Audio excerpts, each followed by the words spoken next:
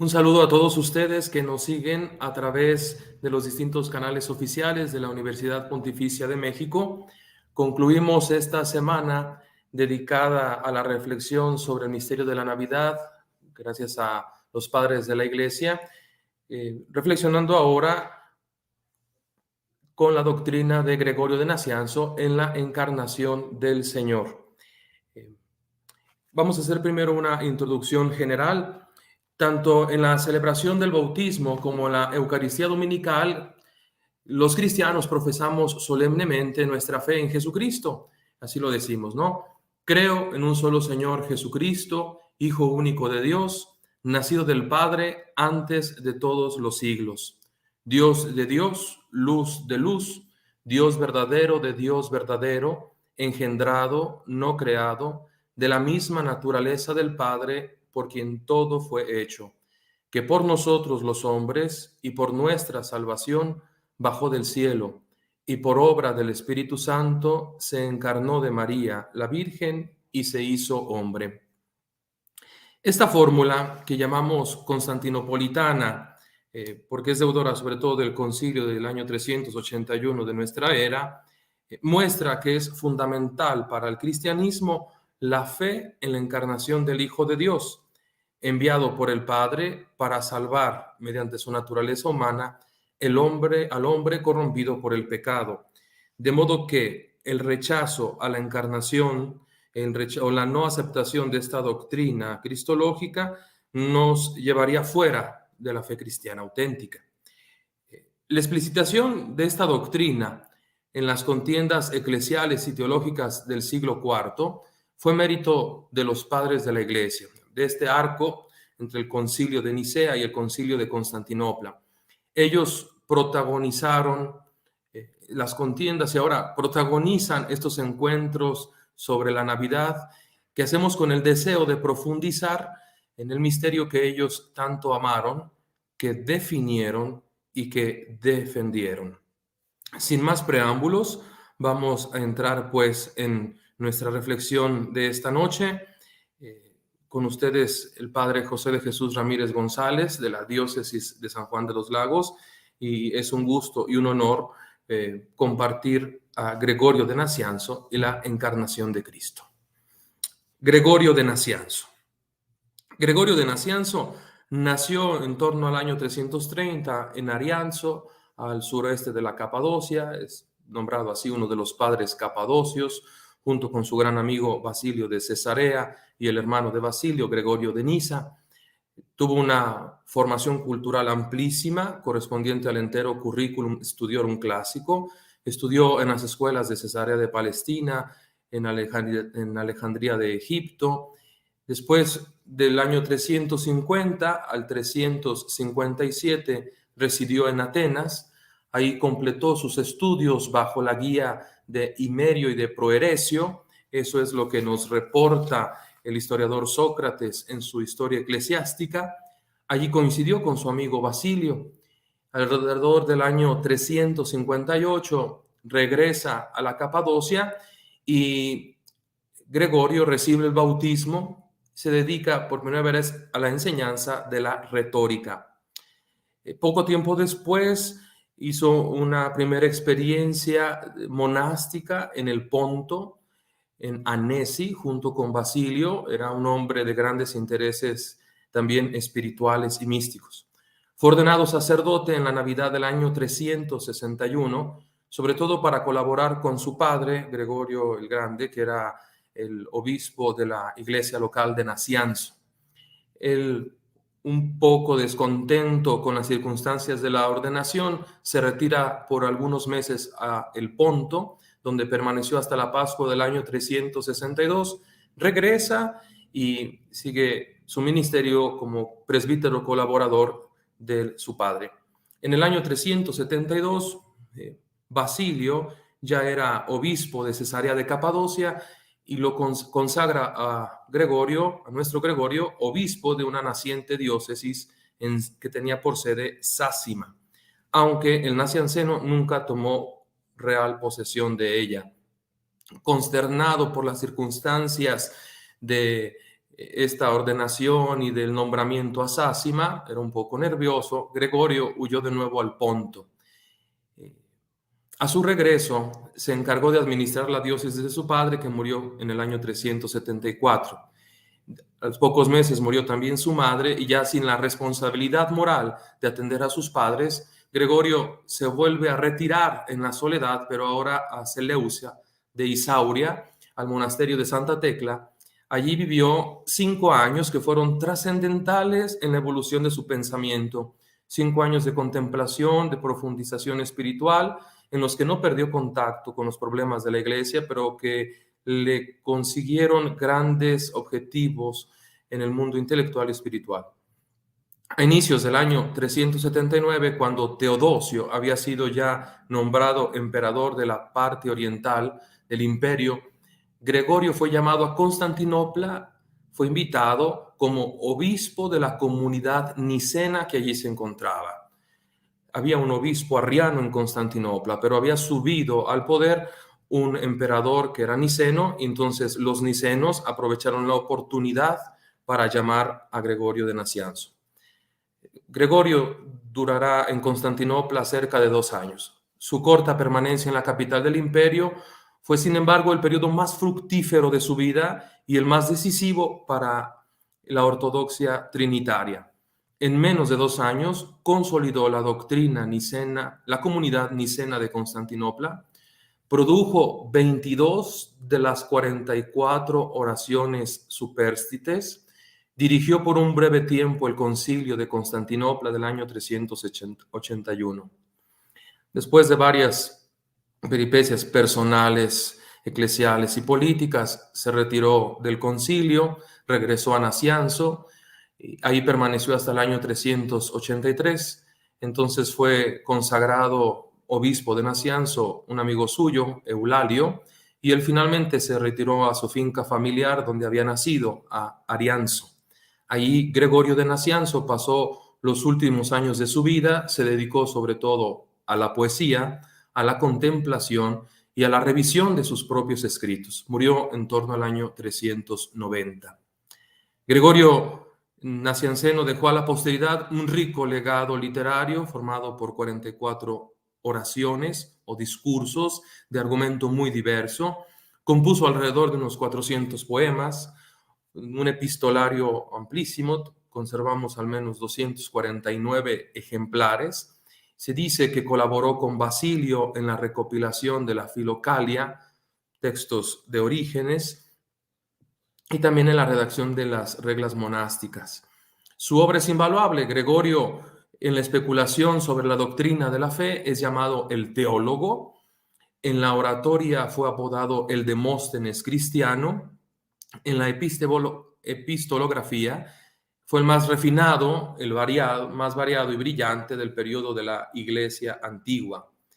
En la poesía es el único entre los padres griegos en expresar, aunque sea ocasionalmente, acentos de genuina inspiración. En los concilios se convirtió en un punto de referencia y garante de la ortodoxia. En la tradición bizantina escolástica emergió como el autor más citado después de la Biblia, y junto con los hermanos Basilio y Gregorio de Nisa, pues son los campeones del Oriente, los campeones de la ortodoxia, los padres capadocios. Sus intereses teológicos son la doctrina trinitaria, la divinidad del Espíritu Santo y la respuesta al apolinarismo. Sin más preámbulos sobre Gregorio de Nacianzo, entremos en materia. La cristología de Gregorio de Nacianzo. Gregorio ha pasado a la historia como un ferviente defensor de las dos naturalezas de Cristo, es decir, de la completa divinidad y de la completa humanidad de Cristo. Rápidamente ubicamos entonces dos adversarios contra aquellos que negaban la divinidad de Cristo, es decir, los arrianos, y contra aquellos que negaban la completa humanidad de Cristo, es decir, los apolinaristas. Creía profundamente en este misterio de la encarnación que ahora estamos meditando. La doctrina cristológica de Gregorio de Nacianzo puede llamarse de avanzada, porque sus escritos responden anticipadamente a los debates cristológicos que van a protagonizar el debate teológico del siglo V en torno a los concilios de Éfeso y Calcedonia, donde, por cierto, el nacianceno será reconocido como garante de la ortodoxia. Aunque el tema cristológico aparece de alguna manera en todas sus oraciones, en todos sus discursos, de alguna manera también está presente en todas sus epístolas y en sus poemas, enumeramos ahora las obras en las que se aborda directamente la cuestión cristológica. Ante todo, dos discursos teológicos, el discurso 29 y el discurso 30 sobre el Hijo, que de hecho Jerónimo cita en De Viris Illustribus como si fuera una sola obra llamada Contra Eunomio. Hoy sabemos que son dos discursos. Además, las cartas o epístolas teológicas, la epístola 101 y 102 que Gregorio envió al presbítero Cledonio, que estaba en Nacianzo, y la epístola 202, también reconocida como teológica, que envió a Nectario, que era obispo de Constantinopla. Podríamos también citar de interés cristológico el discurso 33 que Gregorio tituló A los arrianos y a mí, porque en la defensa de la divinidad de Cristo es muy interesante. Podríamos incluso agregar el discurso 21 en un aniversario de la muerte de Atanasio por la defensa de la fe nicena. De ahí en más tenemos los discursos litúrgicos en los que se desarrolla ampliamente la doctrina de Cristo, dos discursos sobre la Pascua, el discurso número 1 y el discurso 45, el discurso sobre la Domenica in Albis, el discurso 44, el discurso de Navidad que vamos a comentar nosotros en este encuentro, discurso 38, y el de la Epifanía 39, y en el bautismo de Jesús el discurso 40. Además, hay un Carmen sobre la encarnación de Cristo que también escribió contra Apolinar. Como se puede apreciar, es una amplia producción en la que encontramos contenido de la fe cristológica. Vayamos pues a la materia. Gregorio de Nacianzo defiende, en primer lugar, la divinidad de Cristo contra los embates del arrianismo y sus promotores. ¿De quién estamos hablando? El más importante de sus contemporáneos fue el anomeo Eunomio de Cícico, que entró en el escenario de las disputas teológicas alrededor del año 354-356, junto con su maestro Aesio. Eunomio se convirtió pronto en el pensador más profundo del arrianismo de la segunda generación. Su mérito es haber dado al sistema arriano una nueva coherencia por medio de la relación de la ontología y la teoría del conocimiento. Para Eunomio no hay duda de que los nombres indican la naturaleza de las cosas. Alrededor del año 360 escribió su famosa Apología, y la tesis fundamental, que va a ser atacada por los padres capadocios intensamente, es esta. Según Eunomio, el carácter distintivo de la naturaleza divina es la esencia no generada, la agenesía. Si es Dios, tiene que ser no generado. Eso dice Eunomio. Por tanto, si el Padre es por definición el no generado, no admite en sí generación alguna, ni participa de otros de su misma naturaleza, pues su esencia es indivisible. De esto se concluye que el Hijo no proviene entonces de la esencia del Padre, porque el Hijo es generado y porque el Hijo es creado. Vemos aquí el arrianismo radical de Eunomio, que es disímile al Padre según la esencia, por eso llamamos anomeo a Eunomio, y es semejante a él solo en su obrar. Bajo este esquema de pensamiento no hablamos ni siquiera del Espíritu Santo, porque no podría ser ni Dios ni Creador, sino solamente un servidor o un ángel. Estas tesis van a ser respondidas por Gregorio de Nacianzo. Gregorio defendió no solo la divinidad de Cristo, sino también la divinidad del Espíritu Santo y en conjunto todo el misterio trinitario. Lo hizo sobre todo con 5 discursos teológicos. Les llamamos discursos teológicos no porque sean una exposición detallada de la teología cristiana en el sentido actual del término, sino porque tratan el objeto propio que es el misterio de Dios, la teología, en el antiguo sentido de la palabra. Tratan de Dios mismo, de su unidad, de su Trinidad. Estos 5 discursos fueron predicados en la capilla de la Anastasia, la capilla así llamada por los nicenos de Constantinopla, donde estaba refugiado de alguna manera Gregorio, entre julio y noviembre del año 380. Todavía Teodosio no había tomado posesión del imperio. ¿Cuáles son estos 5 discursos teológicos? Los tenemos ahí.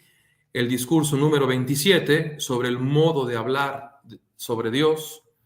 El discurso 28 dedicado a la posibilidad del conocimiento de Dios. Los discursos 29 y 30 consagradas a la divinidad del Hijo. Y el discurso 31 sobre la divinidad del Espíritu Santo. Tales discursos son una novedad literaria porque el nacianceno aplica el estilo dialogal a la discusión teológica. Habla de tú a tú. De nuestro interés particular son sobre todo los discursos 29 y 30. Constituyen ciertamente un único tratado sobre el Hijo en 2 partes. ¿Por qué? El discurso 29 reivindica la plenitud de la divinidad de Cristo y exhorta a llamarlo Dios y no criatura o hechura, como quería Eunomio y los arrianos. En cambio, el discurso 30 es una interesantísima exégesis de los pasajes bíblicos de los cuales se servían los arrianos para sostener su herejía, como Proverbios 8:22, Primera de Corintios 15:25. En respuesta a esta exégesis arriana, Gregorio argumentó el doble lenguaje que tiene la Escritura a propósito del Verbo encarnado, que es Dios y hombre a la vez. Vamos a presentar una página selecta del discurso 29. Leemos lo que argumenta Gregorio de Nacianzo acerca de la divinidad de Cristo.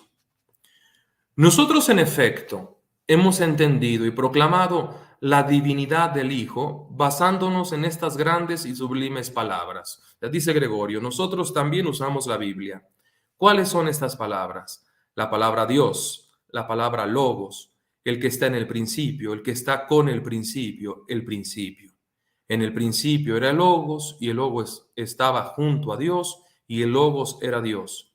Y el principio está contigo, y el que llama a este principio desde las generaciones.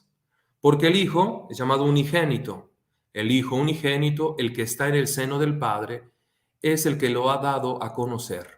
Él es el camino, verdad, vida y luz. Yo soy el camino, la verdad y la vida. Yo soy la luz del mundo. Él es sabiduría, fuerza. Cristo, fuerza de Dios, sabiduría de Dios. Él es resplandor, impronta, imagen, sello. Él es resplandor de la gloria e impronta de su sustancia e imagen de su bondad. Y a Él, en efecto, Dios Padre lo marcó con su sello. Él es Señor, Rey, del que es el Todopoderoso. El Señor hizo llover fuego junto al Señor, y cetro de rectitud es el cetro de tu reino, y el que es, y el que era, y el que viene, y el Todopoderoso. Todas estas cosas se dicen claramente del Hijo.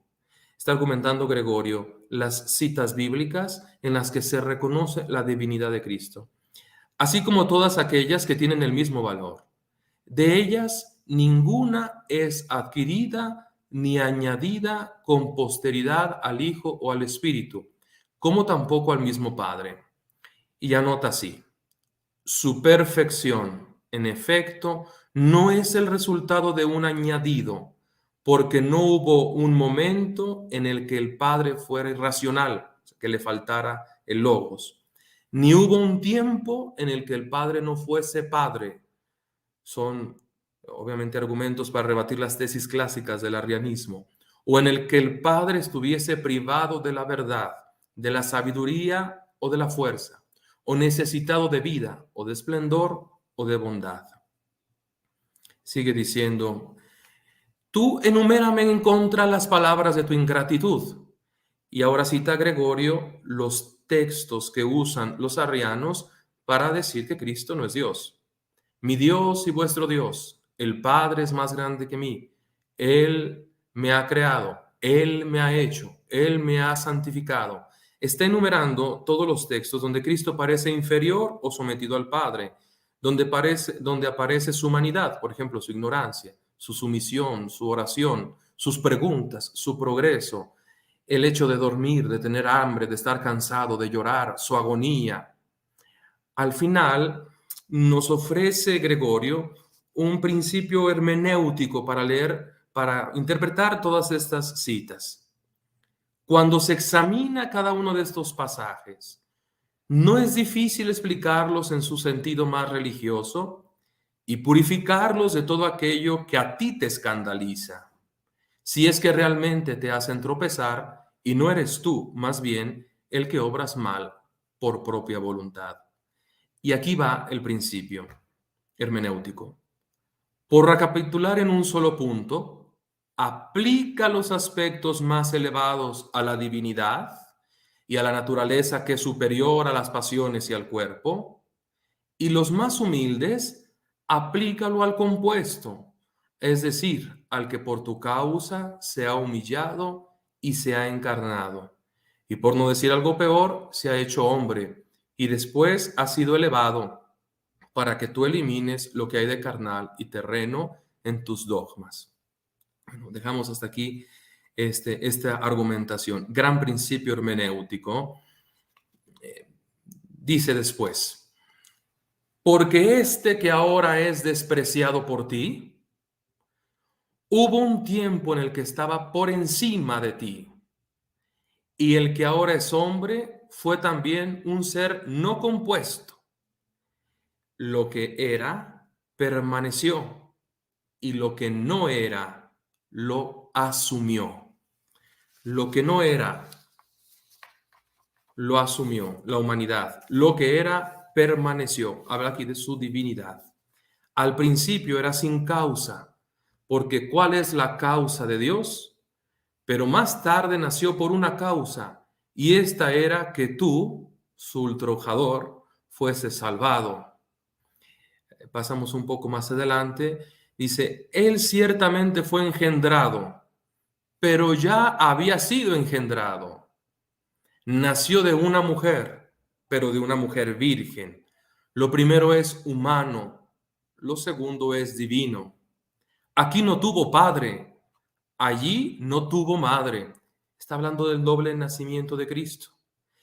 Aquí no tuvo padre, habla del nacimiento virginal de María. Allá no tuvo madre, su generación del Padre Celestial corresponde a su divinidad. Es, aparte, un gran maestro de la retórica. Fue llevado en el seno de su madre, pero fue reconocido por un profeta mientras era llevado en el vientre de su madre y se estremecía en presencia del Verbo. Fue envuelto en pañales, pero fue liberado de las vendas del sepulcro al resucitar. Es decir, hay textos bíblicos que nos hablan de su humanidad, pero hay textos bíblicos que nos hablan también de su divinidad. Él tuvo que huir a Egipto, pero hizo huir a los egipcios. No tenía forma ni belleza a los ojos de los judíos, pero para David era perfecto en su belleza más que todos los hijos de los hombres. Esta defensa de la divinidad de Cristo que hace Gregorio en el discurso 29 está enmarcado en su énfasis teológico de la monarquía divina, la soberanía absoluta de Dios. Por eso, dice él, cada una de las personas es Dios si se contempla aisladamente, pues el entendimiento puede separar lo inseparable.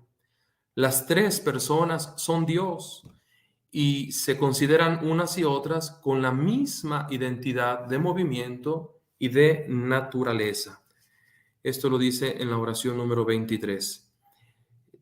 Para concluir esta defensa de la divinidad de Cristo, leamos el discurso, un parrafito del discurso 25. Ciertamente comunes al Padre y al Hijo y al Espíritu Santo son la divinidad y el hecho de no haber sido creados. común al Hijo y al Espíritu es que derivan del Padre. Propio del Padre es el ser no generado. Propio del Hijo es el ser generado. Propio del Espíritu es la procesión. Un resumen de la teología trinitaria de Gregorio.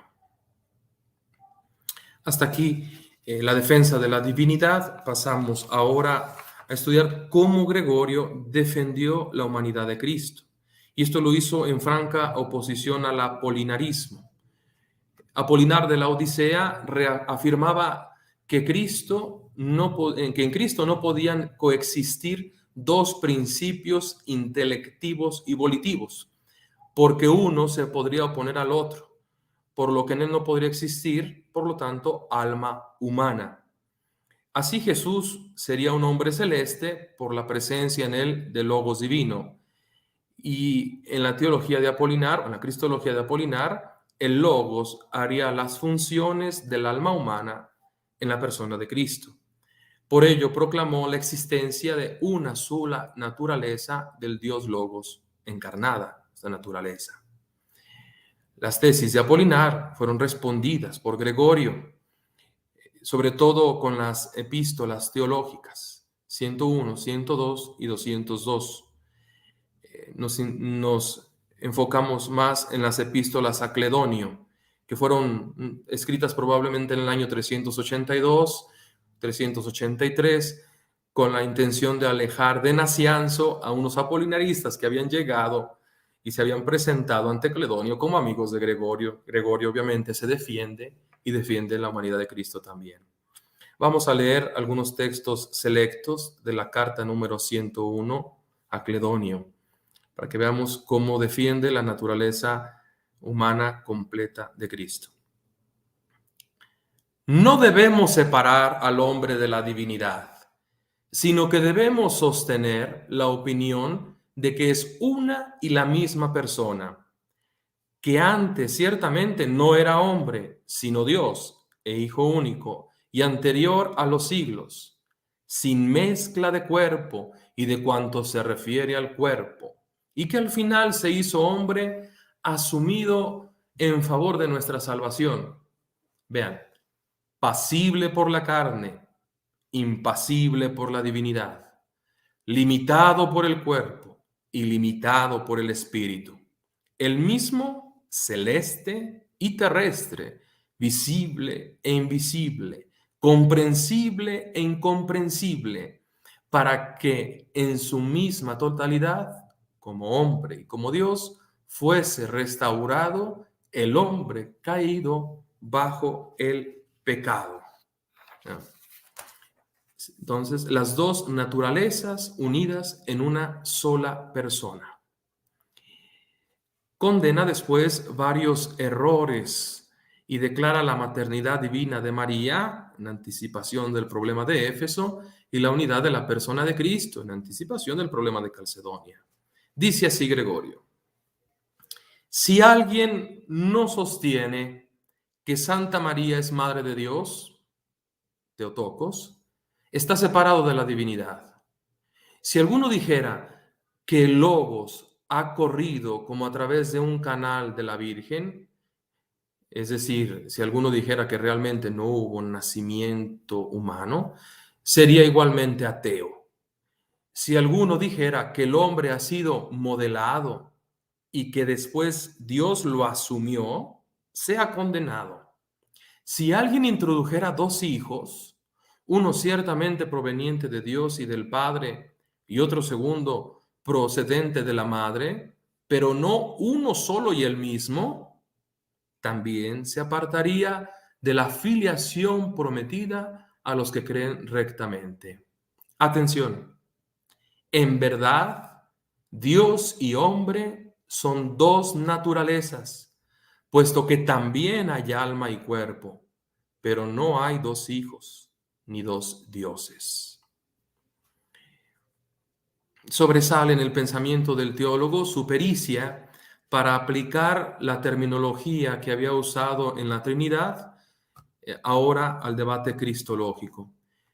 Cristo es una sola hipóstasis en dos naturalezas, exactamente al modo opuesto como sucede en la Trinidad, porque en la Trinidad es una sola naturaleza, pero son tres las hipóstasis.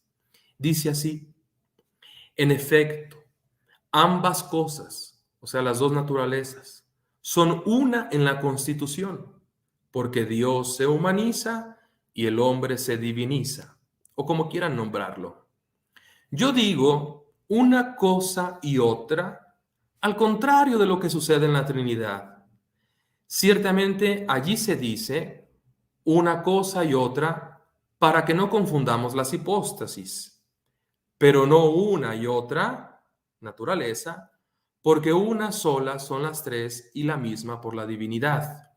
En el texto griego, Gregorio utiliza una finísima retórica usando los artículos indefinidos al masculino allos y al neutro allo, de forma que Cristo es allo kai allo, es decir, una cosa y otra cosa, divino y humano, pero Cristo es allos, uno solo, una sola persona.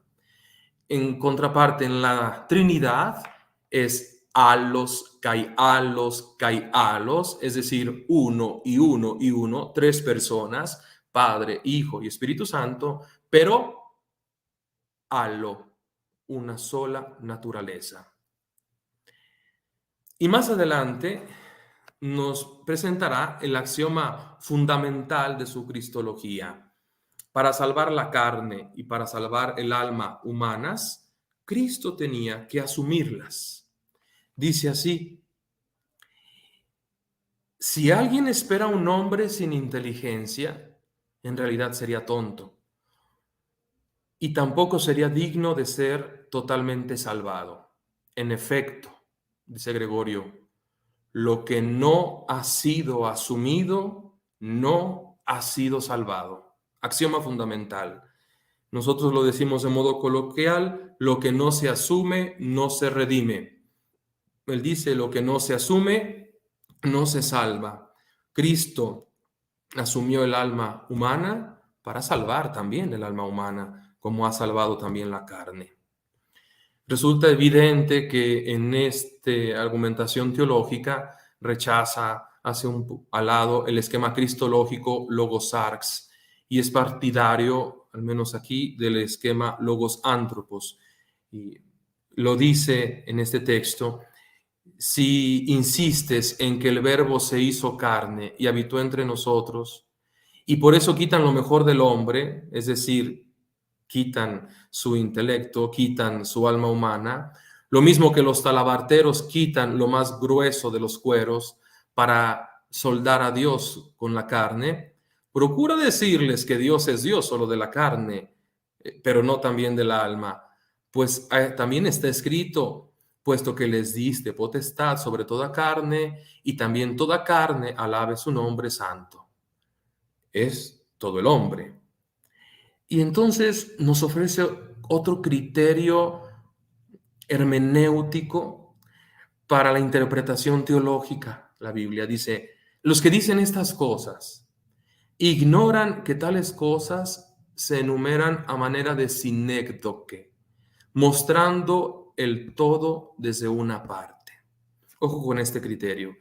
Está diciendo Gregorio: lo que se dice de la carne, se dice del hombre completo. O sea, se toma la parte para hablar del todo. Esto en retórica se llama sinécdoque. Hasta aquí hemos visto cómo Gregorio de Nacianzo ha defendido la humanidad y la divinidad de Cristo. En síntesis, hemos repasado su cristología. Ahora, con motivo de estos diálogos en torno al misterio de la Navidad, quiero comentar con ustedes y disfrutar también del discurso sobre la Navidad que Gregorio de Nacianzo predicó en la Navidad del año 380. Ya había tomado posesión oficial de la sede de Constantinopla. Todo parece ser que en noviembre del año 380 había sido entronizado. Un mes después, él predica en la sede imperial los misterios de Navidad, de Epifanía, el bautismo, y nos ha legado estas hermosísimas discursos litúrgicos, que no están exentos de referencias teológicas, como vamos a ver. En primer lugar, leemos del discurso de Navidad, leemos a modo de síntesis el número 15 que ustedes tienen ahí. Ciertamente Cristo fue enviado, pero como hombre, pues tenía doble naturaleza. Así también se fatigó, tuvo hambre y sed, padeció la agonía y lloró conforme a la norma del cuerpo.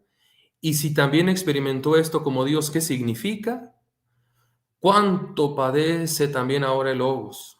Es honrado y contraído como padre por algunos, pero es deshonrado y separado como carne por otros. Por una parte está atentando contra los arrianos, por otra parte contra los apolinaristas. ¿Con quiénes se va a irritar más? ¿No crees que tenga naturaleza divina? Esto ni siquiera le sucedió a los demonios. Tú eres más incrédulo que los demonios y más insensato que los judíos. En breves palabras, una síntesis de su cristología. Avancemos en esta homilía sobre la Navidad. Al inicio nos presenta una preciosa exhortación a celebrarla. Cristo nace, dadle gloria. Cristo desciende de los cielos, salid a su encuentro. Cristo está sobre la tierra, exultad. Cantad al Señor tierra entera. Y para expresar ambas cosas a la vez, alégrense los cielos y exalte la tierra, porque el que es celeste y luego terrestre, Cristo se ha encarnado, aclamadle con temblor y con alegría, con temblor por el pecado y con alegría por la esperanza. ¿Pero qué celebramos en el misterio de la Navidad? ¿De qué se trata esto? En el número 2 nos dice: grite Juan el Bautista, preparen el camino del Señor. También yo gritaré con la fuerza de este día. El inmaterial se hace carne. Esto celebramos, esto es Navidad. El Logos se hace consistente. El invisible se hace visible. El intocable se hace palpable. El atemporal tiene comienzo. El Hijo de Dios se hace Hijo del Hombre. Jesucristo es el mismo ayer y hoy por los siglos. Así lo dirá también de alguna manera en un párrafo más adelante, donde dice que lo que hoy celebramos es la venida de Dios a los hombres para que nosotros podamos volver a Él. ¿Y qué nombre le vamos a dar a esta fiesta? Se pregunta en el número 3. ¿Se llama Navidad o se llama Epifanía? Ustedes saben que durante el siglo IV, sobre todo al final del siglo IV, están en evolución las fiestas litúrgicas. Los discursos de Gregorio de Nacianceno en ese sentido nos aportan bastante información sobre la evolución de la liturgia. Aquí Gregorio dice que los dos nombres son bien aceptados. Dice Navidad. Ahora es la teofanía, la fiesta de la Navidad. En efecto, se le llama de las dos maneras, pues las dos denominaciones se refieren a una misma realidad. Así, el nombre teofanía es porque Dios se ha manifestado, mientras que el de Navidad es porque Dios ha nacido. Nosotros hoy celebramos Navidad y Epifanía de forma autónoma, podemos llamarlo así, aunque pertenecen al mismo ciclo, al mismo tiempo litúrgico. Para Gregorio de Nacianzo, Navidad puede ser llamada sin problemas Epifanía. Es la manifestación de Dios a los hombres, un mismo misterio. Ahora pasamos a una parte moralizante. Gregorio nos dice, ¿cómo vamos a festejar la Navidad? Y aquí expresa sus dotes de pastor preocupado por su pueblo. Celebremos la fiesta, no a la manera de un espectáculo teatricos, sino divinamente místicos. No de forma mundana, sino por encima de este mundo. No una fiesta nuestra, sino la del que es nuestro, o mejor, la del Señor. No la fiesta de nuestra debilidad, sino la de nuestra curación. No la de nuestra plasmación, sino la de nuestra restauración. Nos está invitando a celebrar la Navidad con una cualidad moral alta. ¿Y cómo será esto?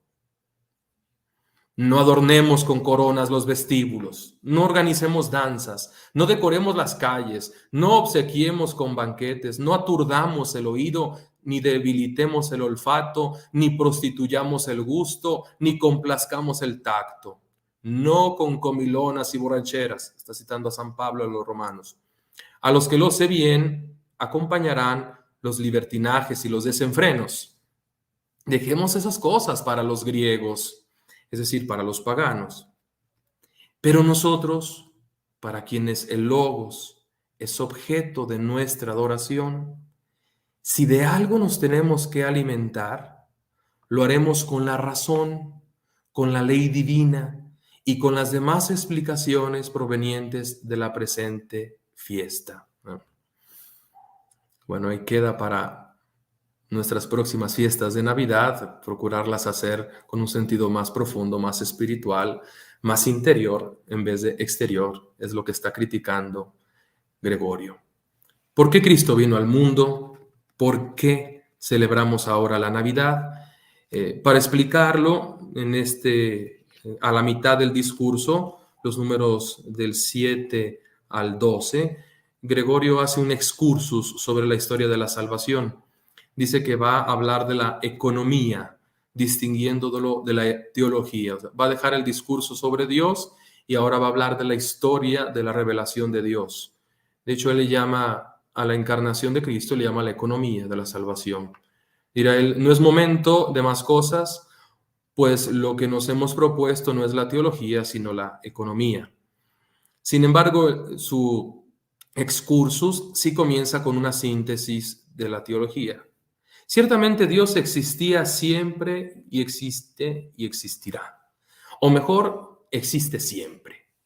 En verdad, reuniendo en sí mismo la totalidad, Dios posee la existencia, pues no ha tenido principio ni cesará, como un mar infinito e indeterminado de esencia, que sobrepasa toda idea de tiempo y de naturaleza. Y cuando hablo de Dios, dice él, me refiero al Padre y al Hijo y al Espíritu Santo, porque la divinidad no se extiende a más cosas. Parte del misterio de Dios, números 7 y 8, y después empieza con la historia de la creación. Primero, la creación del mundo inteligible, en el número 9. Habla de los ángeles, las segundas magnificencias, ministros de la primera magnificencia. En el número 10 habla de la creación del mundo material, porque Dios es capaz de crear no solo la naturaleza que le es familiar, lo espiritual, sino también algo que es extraño a él, la materialidad. Y finalmente, número 11, se concluye los días de la creación con la creación del hombre, formando el cuerpo de la materia que ya existía. Dios le insufló un espíritu que provenía de él, el que la palabra reconoce como alma inteligente e imagen de Dios. Después, en el número 12, explicita el drama del Edén. Y Gregorio explica cómo fue que ocurrió la caída del hombre, el pecado de Adán, quien por su maldad fue expulsado igualmente del árbol de la vida, fue expulsado del paraíso y de Dios, y se revistió de una túnica de piel. Llegamos al momento central de esta homilía de Navidad. En los números 13 al 16, Gregorio explica la dimensión soteriológica de la encarnación de Cristo. Vamos a disfrutarlo. Finalmente fue necesario un remedio más eficaz contra las peores enfermedades, homicidios de unos a otros, adulterios, perjurios, pasiones por los hombres, y el peor y el primero de todos los males, la idolatría, con el cambio de adoración del Creador a las criaturas. Puesto que estas enfermedades necesitaban una ayuda mayor, el hombre la recibió de alguien mayor. El remedio era el mismo Logos de Dios, el anterior al tiempo, el invisible, el incomprensible, el incorpóreo, el principio del principio, la luz de la luz, la fuente de la vida. Él regresa hacia su propia imagen, lleva sobre sí una carne por medio de la carne del hombre, y se une a un alma inteligente a causa de mi alma, purificando lo semejante como lo semejante. Notemos cosas hermosísimas. ¿Por qué se encarnó Cristo? Es por darnos a los hombres el remedio más eficaz. El remedio para el misterio del mal es Cristo, es el Logos, es Dios mismo. Y vean este principio, noten este principio ya de la filosofía platónica, purificar lo semejante con lo semejante, ¿no? La homoiocisteo, nos vamos a hacer semejantes a Dios y Él por eso se ha hecho semejante a nosotros. Esa es la genialidad del cristianismo. Y se hace hombre en todo, excepto en el pecado, ciertamente, y es concebido por la Virgen. Dios vino con lo asumido, un solo ser proveniente de dos naturalezas contrarias, de carne y de espíritu, de las cuales una fue divinizada y otra permaneció divina. ¡Qué extraordinaria mezcla! ¡Qué extraña unión! El que existe, nace. El increado es creado. El inmenso es limitado. Por medio de un alma intelectual, vemos el antiapolinarismo, que hace de intermediaria entre la divinidad y el espesor de la carne. El que enriquece se hace pobre, pues se hace pobre con mi carne, para que yo pueda enriquecerme con su divinidad. El que está lleno se vacía, pues se vacía por breve tiempo de su gloria para que todos puedan participar de su plenitud. ¿Y qué provecho saca el hombre de la Navidad? La salvación de los pecadores. Ese es el provecho de la encarnación. A no ser que alguien acuse también al médico porque se inclina ante las enfermedades y soporta los malos olores con la finalidad de darle salud a los enfermos. Cristo viene a darle salud al hombre enfermo por el pecado. Ya lo había dicho Gregorio en el número 15. ¿Cuántas fiestas tengo para cada uno de los misterios de Cristo? De todas ellas, una cosa es la principal. Vean, mi propia perfección, restauración y ascensión hacia el primer Adán. Volver al primer Adán, restaurar la naturaleza, conseguir la perfección que el hombre había perdido. Desde esta perspectiva, todas las experiencias humanas en la vida de Cristo son dignas de honor y dignas de celebración. Y entonces el Nacianceno invita a sus oyentes a tomar parte activa de este misterio de Navidad. Vean esta última parte parenética de la homilía de Navidad, que nos va a iluminar mucho para nuestras próximas fiestas. Te ruego que aceptes su concepción y saltes de alegría. Si no puedes hacerlo como Juan el Bautista desde el seno de tu madre, hazlo como David cuando se detuvo ante el arca. Respeta el censo, gracias al cual tú también serás censado en el cielo. Honra la generación, gracias a la cual tú has sido liberado de los vínculos de la generación. Honra la pequeña Belén, que te ha hecho subir al paraíso. Adora el pesebre, por el cual tú, que estás privado de razón, fuiste alimentado por el Logos. Continúa, reconoce como el buey quién es tu Señor. Así te exhorta Isaías. Reconoce como el burro el pesebre de tu Señor, sea porque eres uno de los puros, de aquellos que están sometidos a la ley y rumian la palabra y son llevados al sacrificio, o sea porque eres uno de aquellos que son todavía impuros y ayunas y no admites sacrificios paganos. Tú, corre con la estrella, lleva los dones junto con los magos, oro, incienso y mirra. Llévalos a aquel que es rey, oro, que es Dios, incienso, y que ha muerto por causa tuya, la mirra. Glorifícalo con los pastores, entona himnos junto con los ángeles, únete al coro de los arcángeles. Ven qué hermosa invitación a tener parte activa del misterio de la Navidad y a identificarnos nosotros aún con los elementos más, podemos pasar inadvertidos, ¿no? El pesebre, la estrella, los magos, el burro. eh, en todos ellos encontramos un elemento en el que nosotros podemos tomar parte. Sin embargo, este acontecimiento no está exento del sacrificio y como un anticipo de la cruz de Cristo. Dice en el número ya 18, para concluir la homilía: una sola cosa hay que odiar respecto de la Navidad, del nacimiento de Cristo: la matanza de los inocentes por parte de Herodes. O mejor, también hay que respetarla, pues el sacrificio de los que tienen la misma edad de Cristo, ofrecida antes de la nueva víctima, es el sacrificio de Cristo en anticipación. Si Cristo huye a Egipto, acompáñalo tú también, bien dispuesto, ¿no? Así está concluyendo Gregorio esta homilía sobre la Navidad y nos hemos adentrado así al misterio de Cristo encarnado. Gregorio de Nacianzo nos ha invitado a reconocerlo como verdadero Dios, a reconocerlo como verdadero hombre completo, a honrarlo, a meditar hasta en los pequeños detalles y a vivir esta fiesta interiormente. Y esta es precisamente la última invitación que hace Gregorio en el número 18, último parágrafo de la homilía.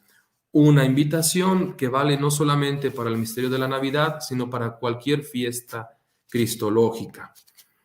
Diapason odeuson amemptos thon helikion Christu kai dynamion hos Christu macetes. Como discípulo de Cristo, recorre con agrado, o mejor dicho, ahora apemptos, con perfección, de forma irreprensible, todas las edades y todas las circunstancias de la vida de Cristo, todas sus potencias, todas sus facultades, dinamion, como discípulos de Cristo. Ese es el reto. Esta fiesta de Navidad, todas las fiestas que vendrán en el calendario litúrgico, nuestro estudio, nuestra predicación, nuestra vida de familia, nuestra vida laboral, todas las circunstancias también de nuestra propia existencia, dice Gregorio, recórrelas, odeuson, como discípulo de Cristo. Esa es la gran invitación para esta próxima Navidad. Les agradezco mucho su atención. Que el Señor nos conceda una feliz y serena fiesta de la encarnación del Señor.